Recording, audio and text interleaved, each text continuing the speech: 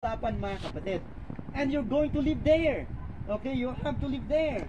And ye shall observe to do all the statutes and judgments which I set before you this day. So ayan mga kapatid, talagang napakalinaw ng bilin ni Moses na sundin ninyo ang tagubilin ng Diyos. May tanong ako, paano nalaman ni Moses na lumulubog yung araw? Ang lakas. At dito lumulubog yung araw?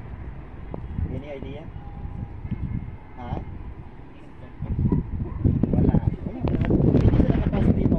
Nalaman ni Moses na dito ang pag-rise ng sikat ng araw kasi lagi kami pupunta ng madaling araw dito. Yun yung tour namin pagka mga OFW sa Tel Aviv. At nandito ako many times ng hapon and you can see that the sun is going down there. Like katulad ngayon. Moses knew it from the report of the 12 spies. They surveyed the land for 40 days. So alam na ninyo ngayon. Okay, so tuloy pa natin. Chapter 12 verse 1. These are the standard themselves before God. And Joshua said unto all the people, Thus saith the Lord God of Israel, Your fathers dwelt on the other side of the flood in old time, even Terah. Alam nila yung ano nila, yung ninuno nila, kilala nila no, tatay ni Abraham. The father of Abraham, the father of Nahor, and they serve other gods. O nakita ninyo? Pag pinag-aralan nyo yung history ni Abraham, pati yung tatay niya, pagan worshippers din sila.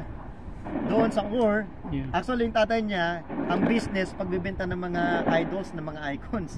So sinabi rin ni Joshua dito.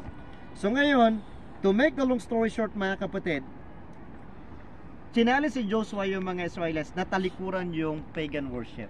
Yung pag-worship ng mayroong mga idols at saka mga images.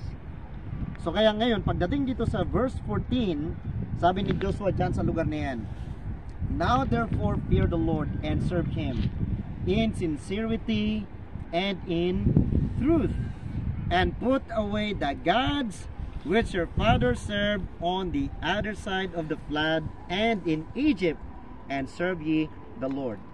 So alam nyo, on the other side of the flood, maraming mga gods yung mga Canaanites. And sabi dyan, in Egypt. Picture mo yan. Okay.